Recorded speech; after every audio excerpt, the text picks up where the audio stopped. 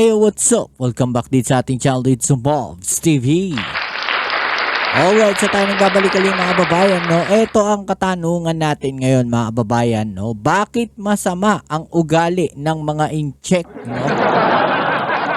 Ano sa palagay ninyo mga babayan, no? Bakit nga ba masama ang ugali ng mga incheck? No? Ano sa palagay ninyo? No? Ano yung first thing na papasok sa isipan ninyo kapag ito yung tanong, no, na ibinigay sa inyo, 'di ba? Pag tinanong kayo ng ganito, bakit masama ang ugali ng mga incheck, no? Ano sa palagay? Alright, so yan muli na tayo nagbabalik sa ating reaction video mga kababayan. At syempre, etong video na to ay mula po sa channel ni Pinoy Mystery Channel at yan ang ating pag-uusapan ngayon, no? Bakit nga ba masama ang ugali ng mga incheck? Okay. Pero syempre, bago ang lahat, please don't forget to subscribe, like, share, comment dyan sa comment section at pa-click ang notification bell para ma-update kayo sa mga latest video uploads natin. Bueno, alamin na natin, no, bakit nga ba masama ang ugali ng mga incheck? Paulit-ulit tayo mga kababayan. Okay, so wag na natin patagalin, umpisa na natin to. Let's go.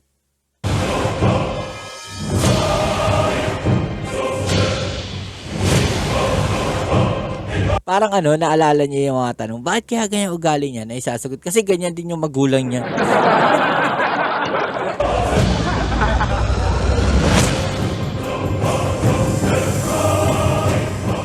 Masamang ugali ng mga incheck. Hindi man lahat pero kilala. Tama. Saan mang bansa ka makarating. Oo naman. Sinasabing mga walang modo, walang pakialam sa mundo, at asal gawa kahit saan pa sila dumako. Ito, naisip ko lang, no, siguro kasi iniisip nila, no, na parang napakataas ng tingin nila sa sarili nila. Kaya ganun na lang, no, yung ugali na itong mga incheck na parang wala silang pakialam kasi feeling nila mas mataas kami kaysa sa inyo, mas malakas kami kaysa sa inyo, no? Posibleng ganun, no? Yung mindset na itong mga incheck na to. Kaya ganun sila, no, sa ibang bansa, di ba?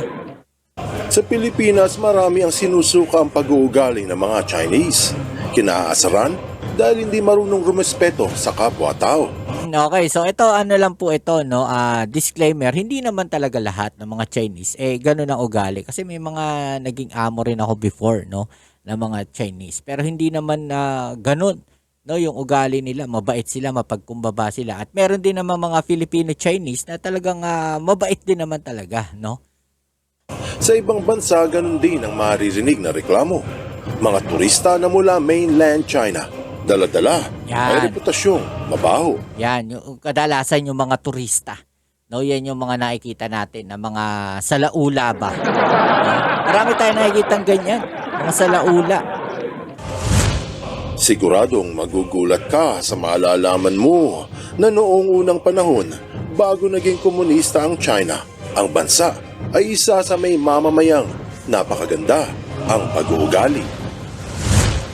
Mayroong mga naniniwala at marami din namang naghihinala. Ang tanong, totoo ba?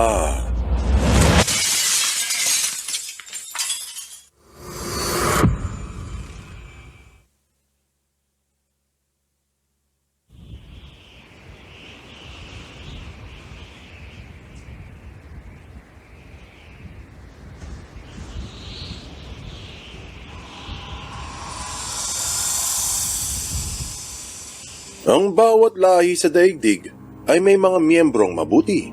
Yung iba sa kanila ay may masamang ugali. Ganon din naman sa mga Pilipino. Marami ang magandang kalooban, pero may mga ilang kilalang salot sa lipunan.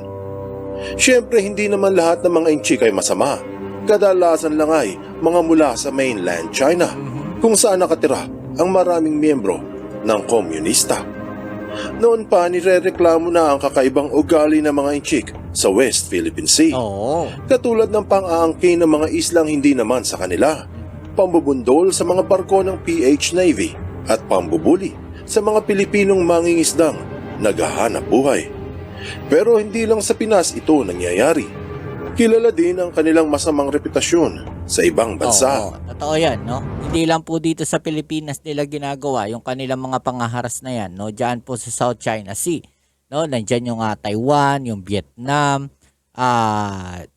Japan, 'di ba? Pilipinas at iba't ibang bansa pa, no? Na kanilang sinasakop yung mga karagatan, 'di ba? So kaya maraming nagagalit na bansa dito sa China dahil do sa ugali nila na 'yon. No, yung mindset nila na 'yon. Lahat na lang ng makita nila kinakamkam nila, amin 'yan, 'di ba? Ganun. Pinahayag noong taong 2012 sa China Daily ang masamang ugali ng mga Inchik. Sinabi na may ilang dahilan kung bakit sila ganito. Oh. Sa Ehipto, taong 2013 binalita sa LA Times yung isang Inchik na nag-ukit ng graffiti sa isang sagradong templo na ilang libong taon na ang tanda. 2014, binalita sa Sydney Morning Herald yung Inchik na umebak sa upuan ng Delta Airlines. naman yun, no? Biyaheng Beijing, papuntang Amerika. Ang baho naman no, ma. Ang baho naman ang trip nun. Sa Daily Mail, binalita na naban yung mga Inchik sa White Temple ng Thailand dahil umiihi sa dingding at tumatay sa sahig yung mga turista. Alam mo yung parang ugaling hayop, 'di ba? At saan na lang abutan doon na lang, no, sa dingding, no. Imagine niyo 'yun, no, sagradong templo, no, dudumihan nila ganon, no, ganon yung gagawin nilang pambababoy, pambabastos, 'di ba? So napaka unethical at talaga namang parang mga hayop, 'di ba? South Korea noong taong 2015, binalita sa Bangkok Post na tinangkilik pa rin ng kanilang gobyerno ang mga bastos na Inchik na bumibisita sa bansa. Tapos isang video ang nag-viral nang naubos ang pasensya ng isang sikat na Thai model. Sa video makikita na medyo naiirita si Duang Jai Pichitampon habang nakapila sa Jeju Airport ng South Korea. อุ้ยดูดิมันกลัวมันไม่ได้กลับบ้านกันเหรอวะหรือว่าอะไรวะพี่ดูดิดูดิอุ้ยเนี่ยอีป้าคนนี้ดูอีป้าคนนี้เปลี่ยนกูอีกแล้วดูไปต่อเนี่ยดูดิสุดยอดอ่ะกูจะด่ามันว่าดูอีลุงเนี่ยดูเลยเนี่ย ไปดูเขาสนุกกัน ใช้นิดออลลี่เลยใช้นิดออลลี่กูด่าเลยตรงเนี้ย ดูเขาสนุกกันมาก ดูดิโหดูมึงกลัวไม่ได้กลับบ้านยังไงมันจะไม่ไหวเลยฮะแม่งสุดยอดเลยคนจีนค่ะ Grabe. ไปที่ไหน ang ทั่วโลก galit-galit. ไม่รังเกียจหมดอีเวนญาติกากูก็เป็นคนจีนยังไม่ได้สันดานแย่ Ayan, no, sabi dito, didn't their parents teach them manner? Kasi nga tinutulak siya doon sa pila, mga kababayan, no? Meron translation dito sa baba. Tinutulak siya sa pila, no? So parang naikipag-unahan, 'di ba? 'Yan yung iyan yung isa sa mga pangit na ugali, 'di ba? So dito nga sa Pilipinas talaga nagtitiis na sa pila. So dito sa dami ng tao, gusto nilang mauna, no? Sumisiksik sila sa pila. No, isa 'yun sa napakapangit na ugali, di ba? Ng mga Chinese. Nagagalit na siya, oh. พวกมึงเลยแม่งถูกเลี้ยงกันมายังไงในยสันดาน Nagre-reklamo Oh, look, she just pushed me. So itinutulak siya, kaya siya nagagalit, di ba? ang model sa pagdagsa ng napakaraming turista. Nawala yung pila nila, tinapakan ng paa at nahihila yung kanyang buhok. Hindi daw alam ng mga Inchik kung ano ang magandang ugali at walang konsiderasyon. Sa Japan taong 2018, binalita sa CGTN na pinaalis sa isang Japanese restaurant yung mga Chinese tourist dahil balasubas daw sa kainan. Oh, sa Muntik payan, pang no? magkaroon ng away sa Hong Kong. Inulat sa Asia Times, isang Inchik ang pinagsabihang huwag dumura sa sahig ng isang hotel restaurant. Ilan lamang ito sa mga reklamo hinggil sa masamang pag-uugali at walang konsiderasyon sa ibang tao ng mga Inchik.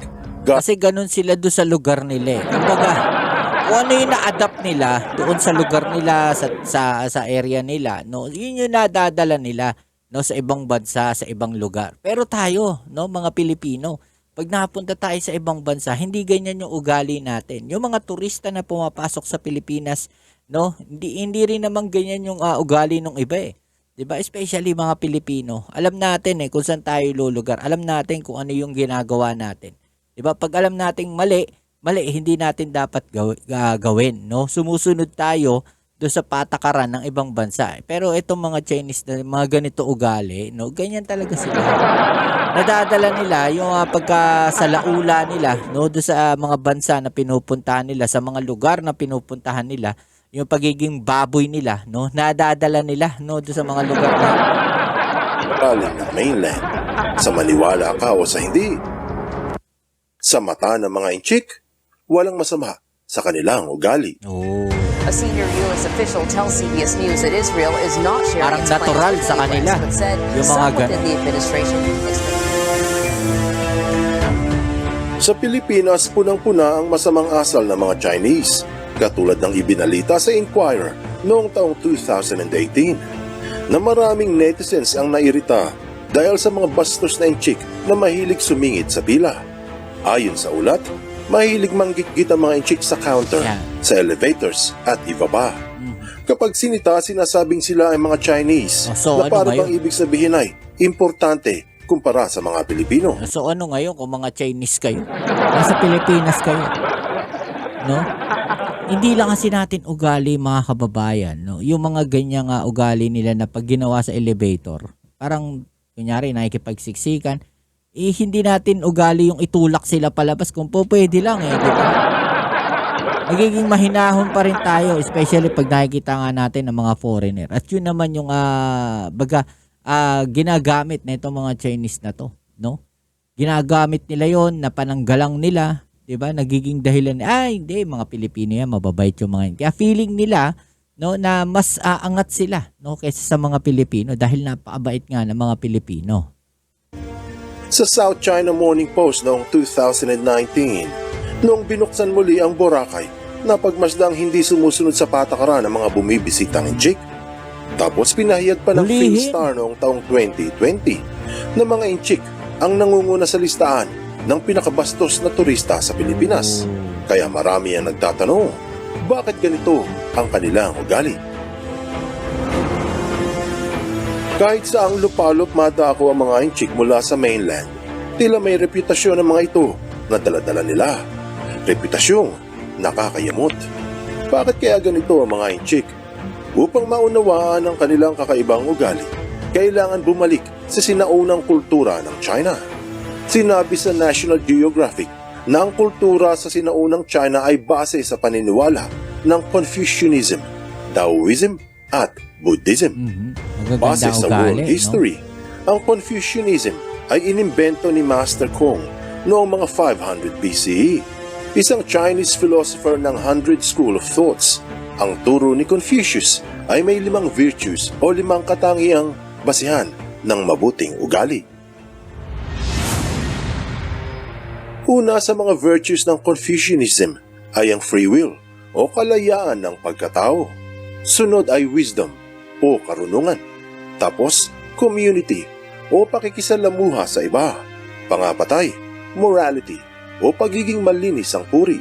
At ang pinakaimportante sa lahat ay ang humanity o pagiging makatao. Sa turo ni Confucius, mapapansin na puro ito kabutihan ng pag-uugali ng tao. Isa pa sa mga pinaniniwalaan noon sa China ay ang Taoism o Taoism, sinaunang relihiyon sa China na nangangahulugang ang daan. Tumutukoy ito sa tamang pag-iisip ng bawat nilalang at may kinalaman sa mabuting pamumuhay ng isa na gumagalang sa kalikasan. Pinagbabawal sa Taoism ang pagnanakaw at ang pagpatay sa anumang nilalang, sa tao, sa hayop o sa halaman. Mapapansin ninyo na yung mga aral nila dati, no, talagang na mga napakabuti, no, napakabait. So bakit nga ba all of a sudden biglang ganito na yung ugali na itong mga Chinese na to? Isa pa ang pilosopiyang itinuro sa sinaunang China ay base sa relihiyon ng Buddhism. Ayon sa Asia Buddhism, Society, ang Buddhism o turo ng Buddha o ang naliwanagan ng kaalaman ay mga paniniwala sa kultura ng mga sinaunang inchik na bumabase sa prinsipyo ng compassion at non-attachment. Kapag sinabing compassion, ito ay pagiging mahabagin o maawain. At ang non-attachment ay tumutukoy sa hindi pagpapahalaga sa mga bagay na walang kabuluhan, katulad ng galit, material na bagay o masamang ugali. Walang duda, na yung mga sinaunang inchik sa China ay magaganda ang asal, mga rumerespeto sa kapwa at mabuti ang gawa. Kaya the question stands, kung mabuti sila noon, bakit sila ganito ngayon? Oo nga, no? Dito pumapasok ang komunismo. Yun yung tanong. Kaila sa marami na ang prinsipyo ng komunismo ay base sa paniniwala ni Karl Marx, isang Hudyo na nakatira sa Germany noong mga taong 1800s. So, Hudyo pala, yun ang nagsimula nito, no? Dahil sa maraming Hudyo ang naghirap sa bansa noon, gumawa ito ng mga prinsipyo makakatulong sa mga manggagawa, kung saan hindi lang yung may mga pera ang nagmamay-ari ng lahat, pati rin ang taong bayan. Oh, maganda naman actually, no, yung yung mindset nito. No, ang problema lang, nakahanap sila ng mga loopholes, no, at yun naman yung ginamit ng mga naging pinuno ng mga komunistang bansa, 'di ba? So doon pumangit ngayon yung tingin pagdating doon po sa pagiging komunista, 'di ba? Ayon kay Marx, makakamtan lamang ang pagiging pantay-pantay ng lahat kung magkakaroon ng revolusyon, Yun mga lang. proletariat o manggagawa laban sa mga bourgeois o may-ari ng lahat. Yun yung pangit doon, 'di ba? So kakalabanin mo yung mga taong nagpapakain sa iyo, 'di ba? Simple lang 'yan eh. Ikaw trabahador, naghahanap ka ng trabaho. Merong mga tao na naghahanap din ng trabaho pero sa pamamagitan ng pagninegosyo. 'Di ba? So ikaw pumasok ka doon sa negosyo na 'yon, ikaw yung pumasok doon sa trabaho na 'yon. No, syempre, iba yung amo, no? Hindi mo po pwedeng sabihin na dapat pantay lang kayo. Ano 'yun? 'Di ba? So wala nang pagkakaiba, 'di ba? So parang ang tingin nila ay dapat pantay-pantay tayo. Kung mayroong negosyante, mayroong trabahador, dapat pantay lang. Which is okay lang naman na pantay yung tingin ng amo doon sa mga trabahador. Pero yung trabahador dapat, no? Iba pa rin, no? Yung respeto, yung tingin nila doon sa amo na nagpapakain sa kanila, na ano tawag natin dito, nagpapasahod sa kanila. Kahit pa sabihin natin na yung mga trabahador ang siya nga tumutulong doon sa kumpanya para umangat, 'di ba? So dapat pantay-pantay nga naman, 'di ba? Pero doon sa kumpanya na 'yon, meron talagang dapat na namumuno at sila yung mga negosyante. 'Di ba? Ganun lang yung kasimple. Pero ang gusto ata nilang mangyari ay pantay-pantay. Which is hindi naman natatama. Kaya sinabing communism mula sa salitang community o pangtaong bayan. Nang lumaganap ito sa China mula sa Russia, na isang tabi ang kabutihang asal. Yun lang.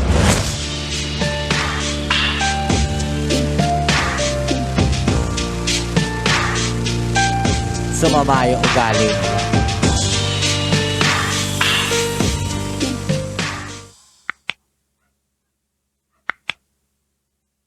Bakit masama ang ugali ng maraming inchik? Bakit nga ba mga kababayan? Sa loob ng maraming dekada, dahan-dahang tinalikuran ang kabutihang turo ng mga sinaunang filosofiya at pinilit Grabe, ituon ang ng mga kalat, oh. komunista ang buong bansa sa Basura, prinsipyong galing sa komunismo. Pero dahil kontrol ng mga komunista ang buong bansa, may mga nagsasabi na hindi na tunay na komunismo ang kanilang sinusunod. Tila ba panakot na lang ito sa taong bayan? Kaya maraming eksperto ang nagsasabi na bagamat tinawag silang Chinese Communist Party, hindi talaga komunismo ang kanilang paniniwala. Ginagamit lamang ito upang makontrol ang kapangyarihan at kayamanan sa China. Yun yung sinasabi natin, 'di ba? Inabuso nila, no, yung pagiging komunista nila. Imbis na makabayan sila, no? Imbis na sa community sila, 'di ba? Hindi, naging pansarili. Inabuso ngayon nila, 'di ba? Sa katunayan, sa batas ng mga komunista, si Xi Jinping ay hindi na muling mapapalitan hanggat ito ay nabubuhay. Makikita sa maraming aspeto, pinapalitan ng mga komunista ang sinaunang moral values ng mga inchik. Pati ang wika ay ginawang simplified Chinese. Tinanggal yung mga salitang hindi tugma sa kanilang ideya, katulad ng salitang pag-ibig. Sa Chinese, ito ay may halong character na puso upang ipabatid na ang pagmamahal ay mula sa puso. Nang binago ito ng mga komunista, tinanggal nila ang character na puso. Kaya ngayon, ang pagmamahal sa pananaw ng komunismo ay nasa isip lang o isang ideolohiyang kailangan ituro. Ganon din sa Biblia. Binago ng mga komunista ang berso hinggil kay Kristo na nagsasabing wala itong kasalanan. Dahil ayon sa komunismo, lahat ay pantay-pantay. Lahat ay nagkasala. Di ba? Bukod dyan, pati sa larangan ng sining ay may pinalitan din.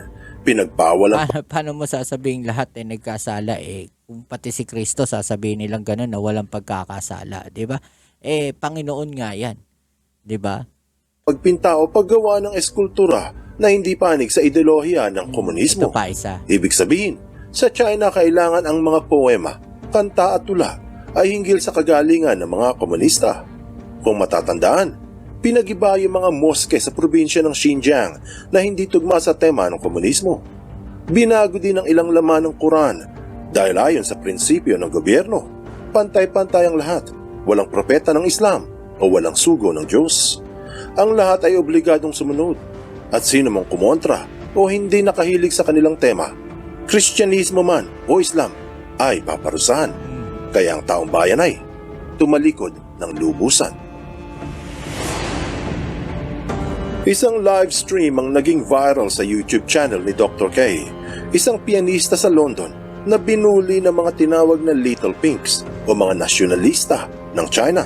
Sinabihan ng mga inchik ang pianista na huwag silang i-video dahil meron silang ginagawang isang promotion.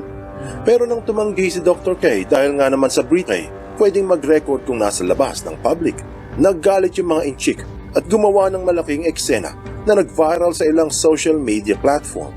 Umasta na para bang mga boss sa bansang demokratiko at iginiit na makinig at sumunod sa kanilang nais. Sa huli, Grabe, napagalamang mga miyembro pala ito ng CCP, lalo na yung nasa likod na si Christine Lee na sinabing isang Chinese influence agent. Marami ang naniniwala na ang pamamaraan ng pamahalang komunismo sa China ay ang pinakadahilan kung bakit naging bastos at walang modo ang mga inchik ngayon. Lalo na yung mga ipinanganak at lumaki sa ilalim ng Partido Komunista. Kumbaga, sila ay isang bihag sa loob ng matrix na ang pinakanakatataas na kaalaman ay ang ideya ng komunismo. Hindi ang kabutihang asal ni Confucius, hindi rin ang mabuting pamumuhay ng Taoismo, at lalong hindi ang turo sa Buddhism na pagiging mahabagin o maawain. Mga Diba? Yun yung nakikita natin na naging dahilan kung bakit nga ba masama ang ugali nitong mga Chinese. So dahil po dun sa ideolohiya nila o dun sa pagiging komunismo nila o komunista nila, no, kaya ganun kasama yung ugali nila, di ba? So ngayon alam na natin. Yeah. At yung mga hindi naman na sumusunod diyan sa siguro yung iba no na mga Chinese no, masasabi natin na hindi talaga nila hindi na talaga nila gusto yung pagiging komunista nila. 'Di ba? Kaya sila may mga magagandang asal, 'di ba? So kayo ano masasabi ninyo sa mga videos na to, mga kababayan? I-comment down sa ibaba ang inyong mga opinion at atin yung pag-usapan. Alright? So yan, muli kita sa ating next video upload. Ito muli ang inyong Kuya Mobs sa Mobs TV. Peace. I'm out.